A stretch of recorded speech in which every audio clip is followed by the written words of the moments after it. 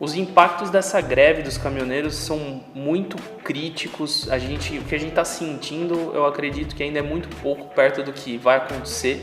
Infelizmente, nós que carregamos aí o Brasil, né, os trabalhadores, os meros mortais, a gente vai ainda para os próximos meses sentir o repasse, né, desse dinheiro que o governo tem que tirar de algum lugar. Né, apesar da redução do preço aí do diesel, do combustível, sei lá quanto que vai reduzir efetivamente, o governo vai ter que tirar esse dinheiro de algum lugar e a gente vai pagar essa conta com uma contribuiçãozinha nova aqui, uma taxinha nova lá e assim segue o jogo.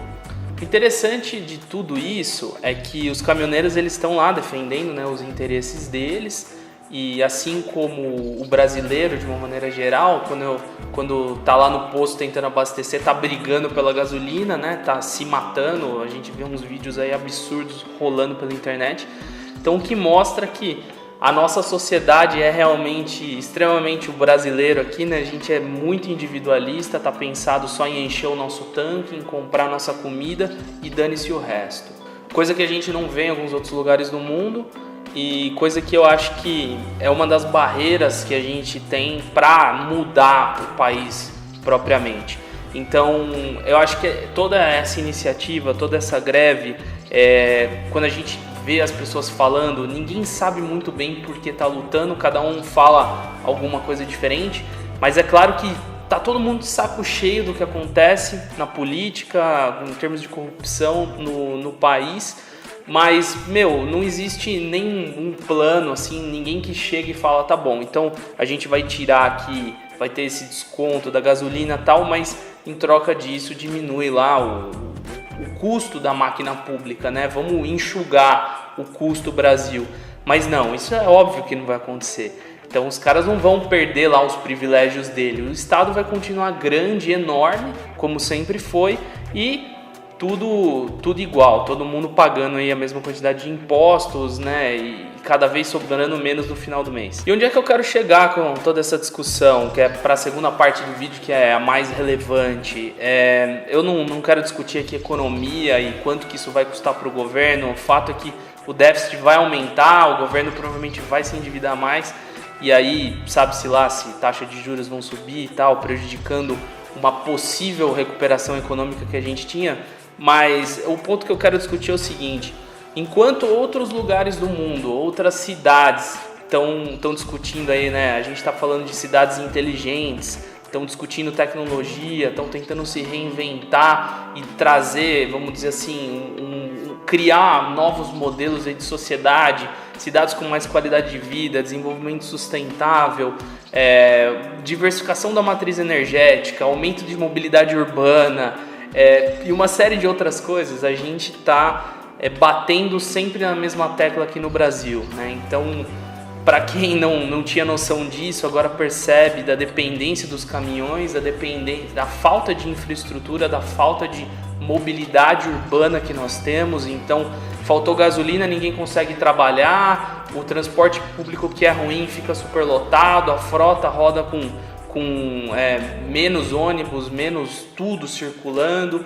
Então a dependência do combustível fóssil muito grande ainda no Brasil. A gente tem todo esse lance de novas diversificação da matriz energética, mas ainda uma coisa muito tímida aqui. Falta energia elétrica, a gente precisa ter uma geração maior de energia elétrica para desenvolver o país. E não tem um plano, cara, não tem uma pauta, não tem um negócio que olha e fala assim, putz, para daqui 40 anos, 50 anos a gente quer tá lá como Melbourne tá fazendo, tá como Shenzhen na China tá fazendo, Arábia Saudita tem uma outra cidade, Gana tá planejando algumas coisas, próprias outras cidades planejadas que existem. Eu morei na Índia, em Navi Mumbai, que é uma das cidades planejadas das 10 principais do mundo. Não tem, cara, não tem um plano, entendeu? A gente fica olhando e falando, porque o caminhoneiro, puta, a vida do cara é sofrida. Cara, é verdade, os caras trabalham pra caramba, mas tá difícil pra todo mundo, entendeu?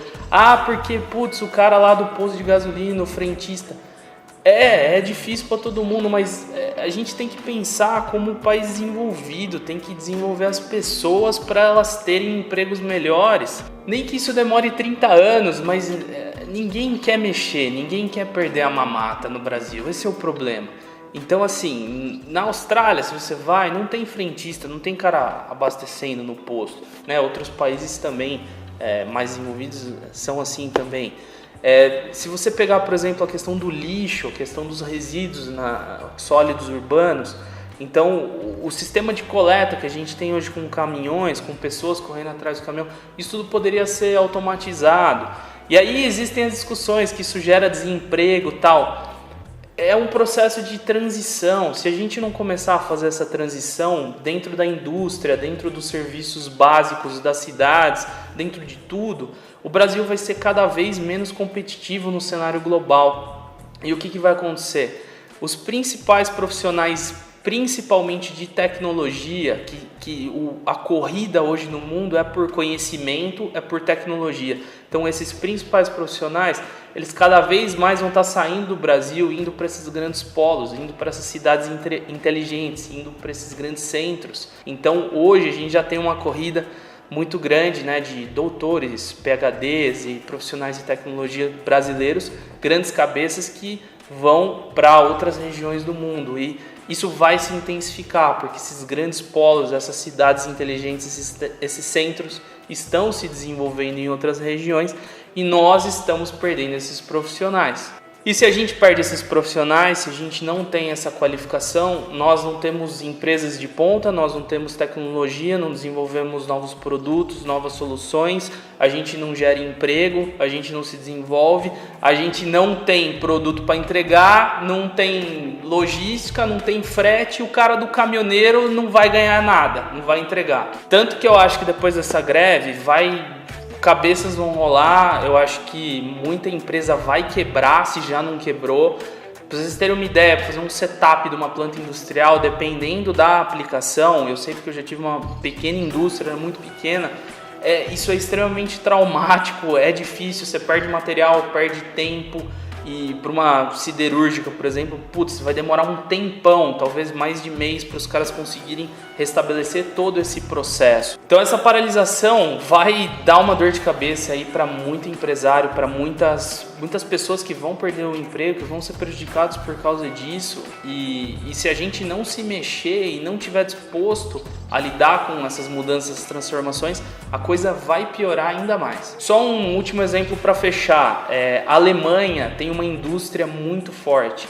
25% dos profissionais estão na indústria. E se eu não me engano, eu li na Exame alguns meses atrás, eu acho que 8 robôs para cada 1.000 trabalhadores, ou seja, a robotização é muito grande. Eles conseguiram chegar num ponto que as demissões pela tecnologia elas diminuíram bastante, né, com o tempo. Ou seja, tudo é uma questão de um processo de transição, de planejamento. A gente não vai conseguir resolver os problemas de uma hora para outra. Não é fazendo greve, querendo queimar tudo, que tudo vai mudar. A gente tem que atuar precisa sim de muita política pública, precisa do Estado, mas a gente precisa de um Estado menor, pequeno, mais eficiente e que realmente esteja disposto a fazer as coisas para a população, mas sem querer, né, sem pequenos grupos serem beneficiados com isso. Então, o desafio do Brasil é imenso. Eu acho que a gente tem muita coisa para mudar e infelizmente não vai ser com essa greve ou com o que os caras estão reivindicando que a gente vai mudar. A tendência da tecnologia é ela gerar cada vez mais desigualdade se ela não for bem trabalhada, se as pessoas não souberem entenderem o que está acontecendo, se as pessoas não se prepararem para isso. Então, o que é visto também como coisa muito boa é visto como vilã em relação à tecnologia, mas é um caminho sem volta. A gente precisa ser um país cada vez mais orientado à tecnologia, precisa diversificar, precisa ter outras maneiras de entregar produto, de gerar valor para ser mais competitivo. E não é só uma questão de sair da mão dos caminhoneiros. é uma classe importante, o que eles fazem, né, pelo Brasil é importante. Se a gente tem os produtos que temos hoje, por causa, né, do trabalho desses caras, mas a gente precisa desenvolver ferrovia, precisa desenvolver outras estratégias, né, para sair um pouco da dependência disso e o país se desenvolver propriamente. Então por esse vídeo é isso, espero que você tenha gostado. Nos próximos eu vou falar aí voltar a falar sobre as questões de startup, de outras modelagens, e a gente se vê nos próximos. Valeu!